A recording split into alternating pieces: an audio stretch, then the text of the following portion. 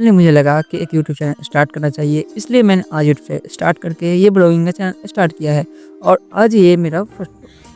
तो चलिए शुरू करते हैं। तो मेरे दिन की शुरुआत आज ये चादर मोड़ते मोड़ते होती। अब मेरे जाने का समय हुआ कोचिंग, और कोचिंग जाने के समय में मुझे एक चाहिए बैकपैक। देखिए मेरा पास बैग तो है लेकिन उसका चेन नहीं है। अब कुछ ना कुछ तो जुगाड़ लगाना ही पड़ेगा ताकि मैं कोचिंग जा सकूं और देख सकते हैं कि मेरे पास बैग है मगर यहाँ पे बैग का कोई चैन नहीं है। ठीक है, तो ये चैन नहीं है तो बैग ले जाना ही बेकार है। तो अब मैं ये बैग लेता हूँ। ठीक है, ये बैग थोड़ा सा छोटा है मगर इसमें चैन है, सारे चैन है, ये चैन है, ये चैन है, ये चैन है, सारा चैन है। तो इसको मैं ले जा सकता हूँ। ठीक है, इसमें मैं अपने कॉपी किताब को यहाँ से डिलीवर करता हूँ और यहाँ से डिलीवर करके वहाँ पे रखूँगा और वहाँ पे रखने के बाद मैं ले चलूँगा। पढ़ने के लिए बोर्ड है मगर इस बोर्ड पर मैंने 10 दिन पहले जो लिखा है वो 10 दिन पहले से लिखा ही हुआ है। बड़ा हरामी हो बेटा। पता नहीं क्यों दादाजी का पीठ दर्द कर रहा था तो उन्होंने बोला कि मेरा पीठ पर 2-4 मुक्का दे के जा। तो मैंने भी 2-4 मुक्का क्या 10 मुक्का दे दिया। देखा आपने लापरवाही का नतीजा है।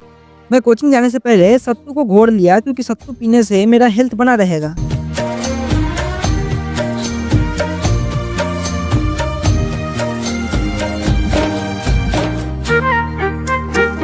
वो तो टाटा सफारी की हैरियर लगी हुई है लेकिन मैं इन दोनों में से कोई भी नहीं छू सकता हूँ बिकॉज मैं स्टूडेंट हूँ तो मुझे साइकिल से जाना पड़ेगा।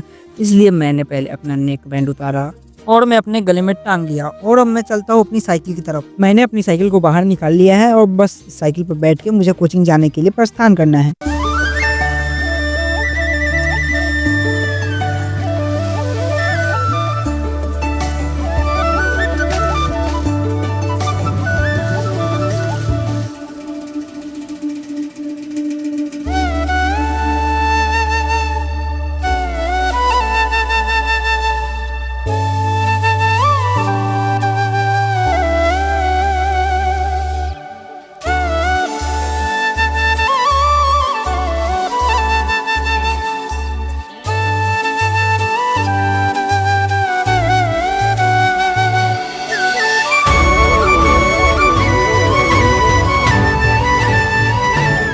सीधा आकर मैं अपने लाइब्रेरी में रुका क्योंकि वहाँ पे एक दोस्त सोया हुआ था, उसको भी ले जाना था कोचिंग। इधर सूर्य भगवान ने भी अपना दस्तक दे दिया था। फिर हम अपने कोचिंग क्लासेस करने के लिए बेंच पर बैठ गए। कोचिंग से छुट्टी होने के बाद हम सीधा घर जाने के लिए प्रस्थान करने लगे लेकिन सूरज की इस तेज रफ्तार ने हमें रोकने पर मजबूर कर दिया लेकिन हमने नहीं रुका तो नहीं रुका। और मैं अभी जा रहा हूँ फाटक पर और फाटक अगर बंद हुआ तो भाई बहुत ज़्यादा गुस्सा चढ़ेगा भाई, बहुत ज़्यादा। और मेरा सर बहुत ही ज़्यादा दर्द कर रहा है भाई, बहुत ही ज़्यादा। मैंने जैसा सोचा था वैसा तो नहीं बात है और खुला हुआ है गुमटी। मुझे लगा गुमटी बंद होगा लेकिन गुमटी खुला हुआ है।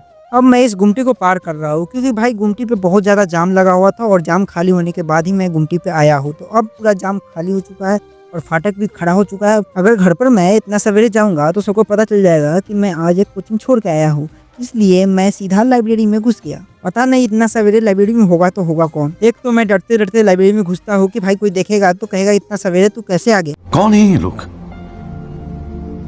कहाँ से आते हैं। अब मैं लाइब्रेरी के अपोजिट साइड पर आ गया और अपोजिट साइड में देखने लगा कि इतनी सारी चेयर क्यों लगी हुई है। तो पता चला कि मेरे दोस्त ही यहाँ पे चेयर पे बैठ के गेम खेल के गए थे क्योंकि वो पढ़ाई लिखाई तो करने का मन नहीं करता, तो बस गेम खेल के ही जिंदगी चलाने की कोशिश करते हैं। यहाँ छत से पूरे पेठिया का अगर बोला जाए तो व्यू बहुत ही अच्छा लग रहा है। मुझे अकेले लाइब्रेरी में जाने में थोड़ा सा हेजिटेशन तो हो ही रहा है लेकिन कोई बात नहीं। हिम्मत जुटाकर मैंने अपनी चप्पल को नीचे खोल के रखा और लाइब्रेरी की तरफ प्रस्थान करने ही वाला था कि देखा कि नीचे पानी लगा हुआ है। फिर मैं अपने बैग को लेकर लाइब्रेरी के गेट को खोला और अंदर अंधेरा होने के कारण मुझे कुछ दिखाई नहीं दे रहा था और इस अंधेरे में लग रहा था कि मैं इस अंधेरे में अकेले फंस चुका हूँ और कोई भी नहीं है मुझे बचाने वाला। तभी मुझे अपनी सीट मिल गई लेकिन बहुत ही ज्यादा अंधेरा होने के कारण मुझे कुछ दिख नहीं रहा था। लेकिन मैंने कैसे कैसे खोज के अपने स्विच को खोजा और फिर स्विच को जब क्लिक किया तब इस अंधेरी दुनिया में उजाला हुआ। मात्र 1 घंटे में ही मेरा मन उभर गया और मैं लाइब्रेरी छोड़ने का फैसला किया और फिर आराम से लाइब्रेरी से निकल के लिट्टी के दुकान पे गया। गूगल पे पर तो पैसा था नहीं इसलिए मैंने कैसे भी जुगाड़ करके 2 लिट्टी तो जरूर खाया। घर आने के बाद गर्मी से मेरी हालत बहुत ही ज़्यादा ख़राब थी, इसलिए मैं सीधा बिस्तर पर ही आके लेट गया। फिर मैं नहाने के लिए अपने कपड़े को उतारा। भाई मुझे अपना मोबाइल चार्ज में लगाना था, तो मैं चार्जर के पास गया, लेकिन चार्जर में किसी और का मोबाइल लगा हुआ था। तो फिर मैंने चेक किया कि किसका मोबाइल है, तो पता चला कि ये पापा जी का मोबाइल है। तो मैंने इसे छोड़ दिया और सोचा कि दूसरा चार्जर देखता हूँ, लेकिन घर में दूसरा चार्जर था ही नहीं। फिर मैंने टाइम देखा तो भाई टाइम तो भाई 9:45 हो चुके थे। अब मैं सोचा भाई 9:45 हो चुके हैं, अब नहाना पड़ेगा। इतना गर्मी में मैं नहाने वाला हूँ इस पानी से, और पानी तो बहुत ठंडा है भाई, बहुत ज़्यादा ठंडा। और ये पानी देख सकते हो, ये थोड़ा सा नॉर्मल है, तो मैं इसी पानी से भी नहाने वाला हूँ।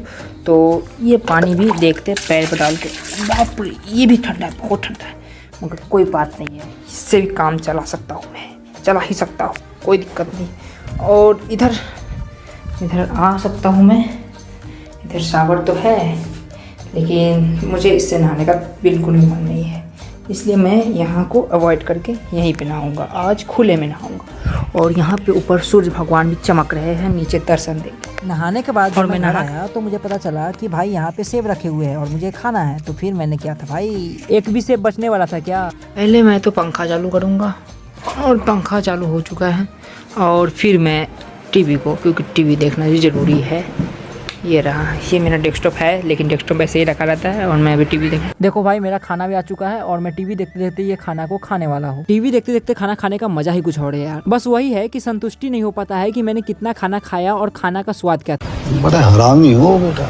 अब मैं खाना खाकर लाइब्रेरी जाने के लिए तैयार हो गया। यार इतना ज्यादा मुझे तैयार होने में लगता है ना समय, जितना भाई लड़कियों को भी तैयार होने में नहीं लगता होगा। अब मैं लगभग तैयार हो चुका हूँ। ऐसे तो मेरा सारा कॉपी किताब जो भी मेरे यूज का है सभी तो लाइब्रेरी में ही है, लेकिन अगर मैं ये कॉपी लेकर नहीं जाता हूँ तो फॉर्मेलिटी कैसे पूरा होगा। कोई भी गाँव में देखकर कैसे कहेगा कि भाई ये पढ़ने ही जा रहा है। लाइब्रेरी के गेट पर मैं फिर एक बार आ चुका हूँ, और लाइब्रेरी शांत लग रहा था। ऐसे भी तो भाई लाइब्रेरी है तो शांत ही रहेगा ना। लाइब्रेरी में आने के बाद मैंने शाम तक लाइब्रेरी में क्लासेस की। सच बताऊँ तो हमेशा मैं लाइब्रेरी में पढ़ाई नहीं करता, कभी गेम खेलता, तो कभी रील्स देखता, तो कभी फिल्म देखता। लाइब्रेरी से आने से पहले मैंने अपने दोस्त का पानी का बोतल पीकर और नीचे फेंक डाला। फिर मैं इस करोड़पति आदमी के साथ सीढ़ी पर से नीचे उतरने लगा। उसके बाद लाइब्रेरी से मैंने अपने साइकिल को बाहर निकाला। फिर क्या ना क्या इधर मेरा दोस्त क्या ना क्या कर रहा था, यही देखने में आया, लेकिन ये कुछ भी नहीं कर रहा था, मतलब सब कुछ कर चुका था। तू समझा? हाँ। नहीं तू समझा नहीं। अगर आपको ब्लॉग थोड़ा सा भी पसंद आया हो तो हमारे चैनल को सब्सक्राइब करके वीडियो को लाइक करना मत भूलिएगा।